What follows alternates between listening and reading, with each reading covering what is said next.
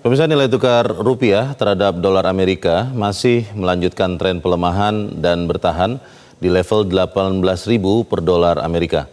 Selain tertekan oleh kuatnya indeks dolar, ketidakpastian geopolitik global dan meroketnya harga minyak mentah dunia turut menjadi beban berat bagi nilai tukar rupiah. Pada perdagangan di pasar non-deliverable forward atau NDF di hari Jumat 5 Juni 2026, rupiah di luar negeri melemah 0,27% ke level 18.090 per dolar Amerika dan ini dicatat pada pukul 8:10 waktu Indonesia Barat. Pelemahan ini melanjutkan tren negatif sejak awal bulan Juni seiring indeks dolar Amerika Serikat yang bertahan kuat di level 99,43. Situasi ini semakin diperburuk oleh ketegangan perang Amerika Serikat dan Iran yang membuat harga minyak mentah dunia melambung hingga 95 dolar Amerika per barel. Angka atau harga minyak ini jauh melampaui asumsi APBN pemerintah yang dicatatkan di 70 dolar Amerika per barel sehingga berpotensi untuk memperlebar defisit fiskal di dalam negeri.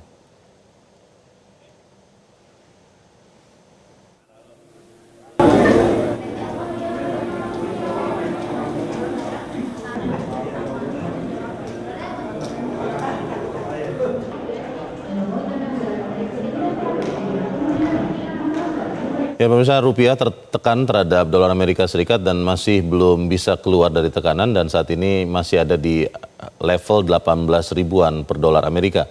Pelemahan ini dipicu agresivitas dolar Amerika dan tingginya sentimen negatif global. Kondisi serupa juga menjalar ke pasar modal saat IHSG turun hingga ke level 5.700-an.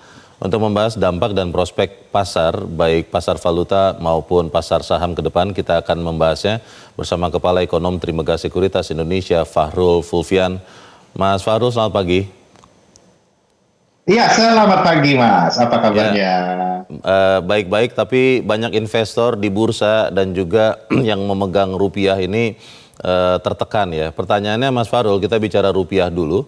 Kalau Bank Indonesia sudah menaikkan BI rate 0,5% jadi 5,25, apakah memang itu masih belum cukup kalau hanya melihat angka rupiah sekarang atau sebetulnya ada solusi lain untuk memperkuat rupiah, Mas Fahrul? Iya, terima kasih Mas Leo. Jadi pada dasarnya di kondisi sekarang, langkah yang dilakukan oleh Bank Indonesia itu sudah, saya lihat langkah lakukan Bank Indonesia itu sudah cukup. Ya, ini kenaikan ada 50 basis kenaikan interest rate, tapi permasalahannya yang terjadi sekarang, transmisi dari kenaikan 50 bips interest rate itu tidak terjadi ke pasar keuangan, ya, karena satu dan lain hal. Karena di satu sisi lapangan banteng ada kebutuhan untuk menjaga cost of fund dari pemerintah itu sendiri. Sehingga ini membuat yield obligasi, sekalipun ada kenaikan interest rate, yield obligasi negara itu tidak bisa naik, dan ini fatal. Ini salah sekali. Ini fatal hal yang dilakukan oleh Kementerian Keuangan ini. Ketika dia tidak membiarkan yield naik, dia membuat pasar SBN ini mati, Pak. Kematian pasar SBN ini di tengah adanya kebutuhan pendanaan yang sedang luar biasa untuk Indonesia, ini membuat investor asing susah masuk ke Indonesia. Bukannya nggak mau masuk, harganya nggak jelas. Oke, ini maksudnya kalau bicara obligasi, karena kalau itu bicara saya obligasi, Mas Fahrul, bond stabilization fund ini harus di cancel. Ya. Nah, solusinya apa tadi? Anda tidak begitu jelas ini obligasinya seperti apa harus dilakukan? Pasar obligasinya harus dilepas. Tidak boleh ditahan-tahan yieldnya, kestabilan semu tidak boleh menjadi hal yang dipertahankan.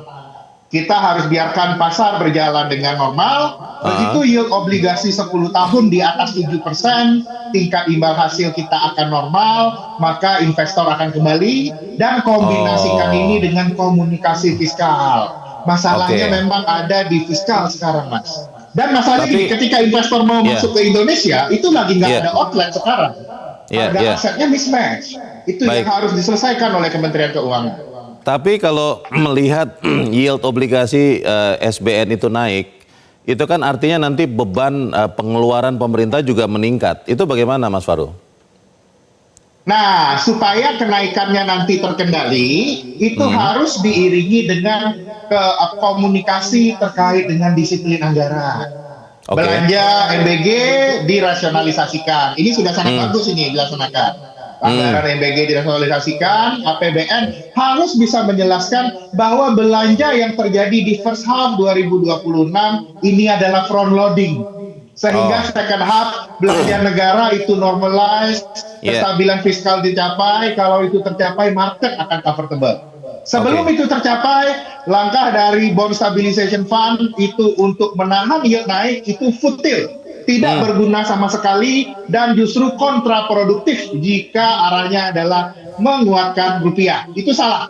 Justru akan membuat rupiah menjadi semakin melemah dan akan memperburuk sentimen kepada ekonomi Indonesia secara general. Karena itu saya urgensi sekali dari Kementerian Keuangan, BI sudah menaikkan suku bunga, kembalilah ke jalan yang benar, kembalilah kepada market mekanisme yang tepat. Kira-kira seperti itu. Kalau bicara nilai suatu komoditas, ada nilai yang memang fundamental, ada yang nilai pasar. Pasar ini sering ditentukan oleh persepsi. Kalau Anda sebagai ekonom, Mas Fahrul, melihat rupiah saat ini di 18 ribuan per dolar Amerika, apakah ini sudah under value, memang harusnya harganya tidak di situ, sudah terlalu mahal, atau Anda melihat ini memang at par atau sesuai dengan nilainya? Saya lihat rupiah saat ini sudah under value. Value rupiah itu kalau menurut perhitungan kita seharusnya sekitar 16.800 sampai 17.200. Kondisi saat ini overshoot, Mas. Kenapa kita overshoot dibandingkan negara-negara lain? Ini dikarenakan memang pilihan kebijakan kita itu mengutamakan sektor real, contohnya subsidi BBM kita meningkat di tengah harga-harga oil itu tinggi, jadi kalau itu mau kembali ke fundamental, kuncinya adalah koherensi kebijakan. BI sudah melakukan porsinya, saat ini kita sangat berharap Kementerian Keuangan harus melakukan porsinya dengan memperkuat disiplin fiskal dan arahan yang terukur tentang arah kebijakan fiskal kita, baik di second half 2026 ataupun ke 2027 setelahnya. Baik, sambil menunggu itu terjadi, kita bergeser dulu ke Bursa Efek Indonesia, Mas Fahrul. Kalau saya melihat di monitor saya, IHSG di 5.700-an sekarang, itu baru kita lihat sekitar 5 tahun yang lalu. Banyak investor yang bertanya-tanya apakah sekarang sudah mulai boleh melakukan pembelian di bawah, buy on weakness dengan selektif tentunya, atau Anda melihat ini masih ada peluang untuk melemah lagi, Mas Fahrul? Saya lihat pada dasarnya semua ini tergantung arahan fiskal, investor terutama flow yang akan masuk ke Indonesia itu harus dari obligasi, SRBI saja tidak cukup, itu yang pasti. Nah, itu yang aku lihat kapan rupiah akan menguat banyak. Nah, ini dia. Rupiah akan menguat banyak, investor boleh serok ketika kita beneran boleh serok ya, bukan serok-serokan. Itu hanya akan bisa valid ketika Kementerian Keuangan sudah melakukan dua hal, disiplin fiskal, komunikasi kebijakan ke depan, dan yang kedua itu adalah pasar obligasinya dinormalize, jangan ditahan-tahan. Jadi BI dan Kementerian Keuangan harus biarkan market mekanisme di obligasi kembali. Begitu itu kejadian, saat ini sangat banyak investor asing yang sedang menunggu untuk masuk ke Indonesia. Kembalikan pasar, kembalikan lagi mekanisme yang baik, itu akan mengembalikan kepercayaan. Karena yield obligasi itu gampang nuruninnya lagi. Yang penting sekarang kepercayaan. Kalau kita melihat pagi ini beberapa saham komoditas itu sudah selektif bout, sudah mulai dibeli dengan selektif. Tadi reporter kami Konita melaporkan investor asing banyak melakukan pembelian kembali. Ada beberapa saham seperti Merdeka Copper dan beberapa saham komoditas lain. Apakah ini artinya sudah mulai ada kejelasan soal efek DSI kepada saham-saham komoditas ini atau seperti apa Anda lihat? Saya lihat mungkin ya, saya ada kabar mengatakan mungkin PP-nya akan keluar hari ini, itu saya rasa sudah membuka beberapa overhang.